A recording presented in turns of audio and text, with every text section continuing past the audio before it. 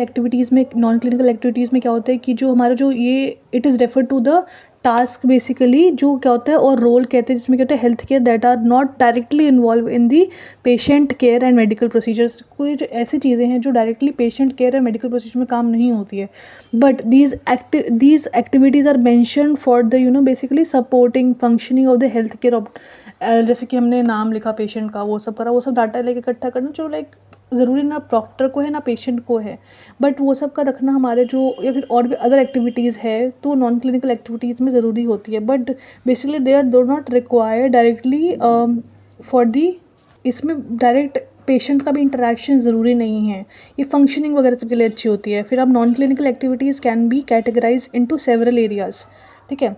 अब हमारा आएगा एडमिनिस्ट्रेटिव रोल, जिसमें क्या होता है बेसिकली इसमें management of the patient records, appointment हो गई, जैसे अलग अलग चीज़ों की बिलिंग हो गई, मैनेजिंग इंश्योरेंस क्लेम हो गया, मेडिकल बिलिंग हो गई, एंड बेसिकली अदर प्रोसीजर्स होते हैं फॉर रीइंबर्समेंट लाइक रीपेइंग दी पर। इसके अंदर कंप्लेन एंड लीगल एक्शंस भी आते हैं, सारे इसके अंदर नॉन क्लिनिकल एक्टिविटीज़ के अंदर आते हैं जो ज़रूरी है हमारे functioning of health care organization, ठीक है।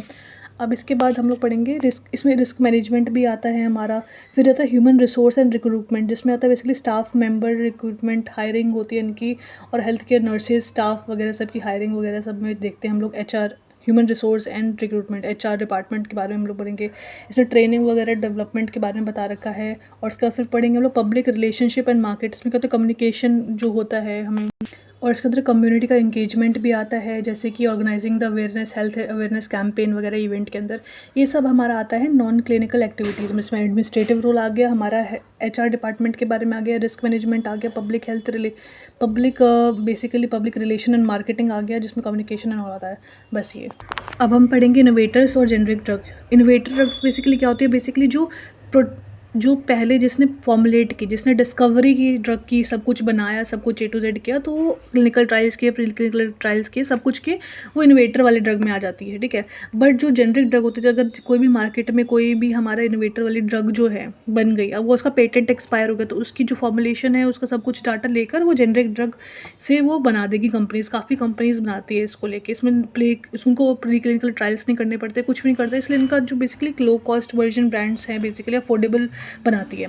अब जो इनोवेटर्स है वो बेसिकली क्या होता है, वो प्रोटेक्टेड बाय द पेटेंट होता है, जब तक उनके पास पेटेंट होता है उसका, supplied by the single company, वो सिंगल कंपनी जो बनाती है वही चाहेगी कि वो अपना जो प्रोडक्ट है वही सेल भी करे। Initial marketing of the new chemical entities, ठीक है। और फर्स्ट वर्जन होता है बाय सोल्ड बाय इनोवेटर, जो फर्स्ट वर्जन जो बनाते हैं ऑब्वियसली वो इनोवेटर के थ्रू सोल्ड होगा, marketed by new brand name. और कहता है drug price are decided by the pharmaceutical companies, who basically जो बनाती हैं तो फार्मास्यूटिकल कंपनीज के बेसिस पे वही डिसाइड करती है, तो उनका थोड़ा कॉस्टलियर भी होता है क्योंकि ये सारे ट्रायल्स वगैरह सब कुछ करती है। अब इनोवेटर के अंदर आप लिख सकते हो प्री क्लिनिकल ट्रायल्स, अगर ज़्यादा मार्क्स का आ गया तो innovator like pre clinical trials के बारे में सब कुछ लिख सकते हैं। अब इनोवेटर्स में बेसिकली क्या होता है, INDA NDA application form must be approved by FDA और सिडिस्को से अप्रूव होना चाहिए, US FDA से भी बेसिकली अप्रूवल चाहिए इनको, manufacturing of that particular drug under sales and under this patent, ठीक है। बहुत सारी चीज़ें इन्वेटर के अंदर आ जाएंगे। फिर जेनरिक ड्रग में बेसिकली क्या आएंगे, basically they are low cost version of the brand and produce by generic companies, copies of innovator, और इसका कॉपी करती है, ठीक है। A person who introduce a new drug are called innovators. अब ये क्या होता है, basically produced only after when original drug expire हो जाता है उसका पेटेंट, और on the behalf of safety and efficacy are fulfil by the brand drug. तो इसका बेसिकली जो जेनरिक ड्रग है इसका डिस्ट्रीब्यूशन है, manufacturing of the product of the person, और कोई भी कर सकता है जो भी ऑथराइज होल्डर है, और it can be produce after brand name drug patient has drug का पेटेंट एक्सपायर हो जाएगा, तब तक वो लोग उसके बाद वो लोग प्रोड्यूस कर सकते हैं। अब ये था innovator of the drug. Innovator drug कहता है बेसिकली जो फर्स्ट ड्रग क्रिएट जो करता है वो इनोवेटेड ड्रग होता है विथ इट्स स्पेसिफिक APIs। और new drug which is being first made by the drug patent usually will be acquired by the founder company, जो फाउंडर कंपनी जो पेटेंट लेती है वो उसको एक्वायर करती है ड्रग को और उसको मैन्युफैक्चर करती है। जो ड्रग पेटेंट है वो प्रोटेक्टेड होता है अप टू 20 ईयर्स तक के लिए प्रोटेक्टेड होता है। अब इसके बाद पढ़ेंगे similarity between generic drug and innovator drug. इसमें क्या होता है, एक्टिव इंग्रेडिएंट होता है, स्ट्रेंथ होता है, थेरेपेटिक इफेक्ट होता है, ये सब कुछ बेसिकली सिमिलैरिटीज़ है, साइड इफेक्ट्स है। और कैसे होता है कि अब हम लोग एग्जाम्पल्स के बारे में पढ़ेंगे। जैसे एक्टिव इंग्रेडिएंट हमारा रेंटाडिन HCl है, तो इसका इनोवेटर ड्रग है जेंटेक के नाम से उसको मार्केट में बेचा गया, ठीक है।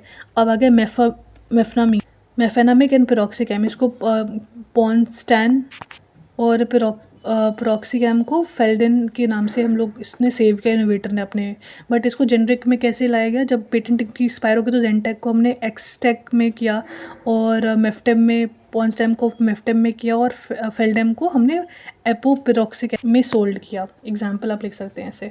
अब इसका concept of generic drug, basically generic drug in the pharmaceutical are drug that are equivalent to innovator drug brand name, ठीक है। और क्या होता है कि ये इक्विवेलेंट डोज होता है, सेम डोज स्ट्रेंथ और सब कुछ, रूट ऑफ एडमिनिस्ट्रेशन सब, क्वांटिटी सब, परफॉर्मेंस सब कुछ सेम रहता है। Generic drug are usually specific to government regulations in countries and they are manufacturing by the many companies, अलग अलग कंपनीज मैन्युफैक्चर कर सकती है इसको। तो पेटेंट एक्सपायर होने के बाद जो ड्रग होती है तो उसको एग्जैक्टली गवर्नमेंट से अप्रूवल लेना पड़ता है, बट गवर्नमेंट एक कंडीशन रखते हैं कि जो भी बनाओगे तुम लोग ड्रग, तो वो एग्जैक्टली API सब कुछ A to Z सब कुछ सेम होना चाहिए, तभी वो अप्रूवल मिलता है उसको, लाइक नो अडल्टरेशन।